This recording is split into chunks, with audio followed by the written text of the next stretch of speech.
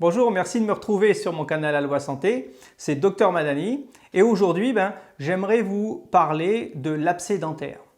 Alors, ce n'est pas pour étaler la science que je fais cette vidéo-là, mais simplement parce que je suis persuadé que si vous connaissez les signes d'alerte et la façon de prévoir ce type d'infection et de la prévenir plus exactement, eh bien ça vous évitera bien des problèmes. Alors, l'abcès dentaire est dû à des bactéries qu'on a en fait naturellement dans la bouche. Ces bactéries-là sont plutôt stables au niveau de la bouche et puis de temps en temps, il y a certains facteurs favorisants au niveau de la bouche qui vont leur permettre de proliférer de façon anormale. Alors, quels sont les facteurs qui vont entraîner ou susceptibles d'entraîner un abcès dentaire ? Eh bien, ça peut être à l'issue d'un traumatisme de la face. On peut avoir des brèches ou des lésions qui vont se faire dans la bouche, par exemple au niveau d'une dent qui peut se casser. Et les bactéries vont s'insinuer dans cette brèche et puis proliférer. Ça peut être également un problème au niveau de la gencive, une gencive abîmée qui va s'infecter. Et puis, en fait, dans la très grande majorité des cas, c'est dû aux caries dentaires. Les dents abîmées par les caries sont susceptibles de faire des abcès dentaires de façon importante.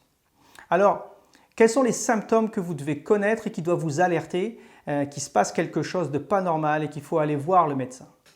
Eh bien, dans l'abcès dentaire, un des premiers signes que vous pouvez avoir, qui est le signe en fait qu'une infection se passe, eh bien, c'est qu'en tapotant de façon verticale, tous les chocs verticaux au niveau de la dent concernée vont être douloureux.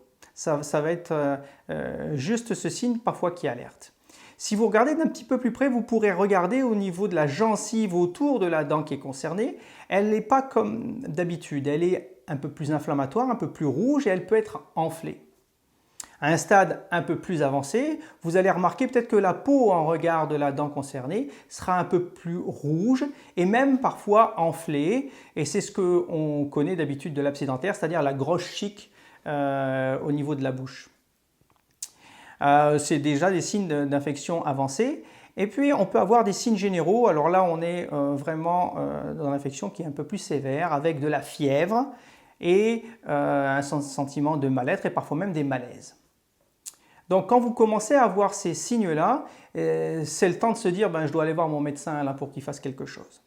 Alors en ambulatoire, on est capable de traiter les infections dentaires au début. Donc on utilise généralement, pour que vous ayez une idée un peu plus précise, on utilise de la pénicilline de type V ou alors le clavulin qui est bien supporté par les enfants maintenant. Quand il y a des allergies à la pénicilline, eh bien on va plutôt préférer prendre de la clindamycine. Quand on se retrouve devant une infection qui est un peu plus sévère, eh bien là non, il va falloir faire un traitement en hospitalier, donc il faudra passer par l'urgence malheureusement pour vous. Et là, on va proposer un traitement intraveineux pour être plus efficace. Donc généralement, on va choisir la clindamycine.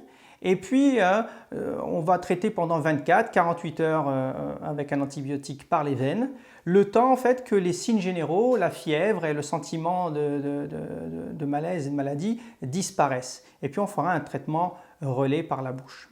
Quand on est à l'hôpital, bien sûr, on va vous faire des investigations un peu plus poussées qu'en cabinet, avec une prise de sang. On va essayer de mettre en culture votre sang pour essayer de trouver le germe responsable, mais en fait, souvent, la culture est négative parce que c'est une infection polymicrobienne. On a beaucoup de bactéries dans la bouche et donc on n'arrive pas à isoler un germe plus qu'un autre pour essayer de voir quel antibiotique peut être efficace dessus.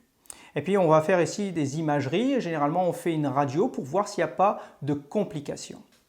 Alors, en parlant de complications, en fait, pour être très honnête avec vous, l'abcès dentaire et l'infection dentaire de manière générale est de très bons pronostics. À partir du moment où on traite et qu'on traite de façon adéquate, eh bien, ça se passe plutôt bien. Dans les infections sévères, pour être complet, bien sûr, le traitement antibiotique intraveineux est important, mais il ne sera pas suffisant. Si on est au stade de l'abcès, c'est-à-dire une collection de pus qui va se retrouver autour de la dent, il faut l'évacuer. Et pour ça, eh bien, c'est le chirurgien qui va s'en occuper. Il va évacuer le pus en passant par la dent Et dans un second temps, vous irez voir le dentiste pour qu'il fasse le traitement définitif de cette dent, soit en l'arrachant, soit en faisant un traitement de canal, tout simplement pour que l'infection ne revienne pas. Voilà. Donc, je disais que c'est un très bon pronostic. Sauf que parfois, il peut y avoir des complications et c'est pour ça que je fais cette vidéo. Les complications, même si elles sont rares, elles existent. Elles sont de différents ordres. On peut avoir des veines qui se bouchent au niveau de la face ou bien au niveau du cerveau, ce qu'on appelle des thrombophlébite cérébrales. On peut avoir une localisation secondaire de l'infection, les germes qui ne vont pas rester au niveau de la dent, ils vont aller un peu plus loin, ils peuvent aller au niveau du cerveau et faire former des abcès dentaires. Vous voyez que ça rigole plus là. On peut avoir une infection de l'os autour de la dent, ce qu'on appelle une ostéomyélite. On peut avoir une intoxication du sang avec la septicémie.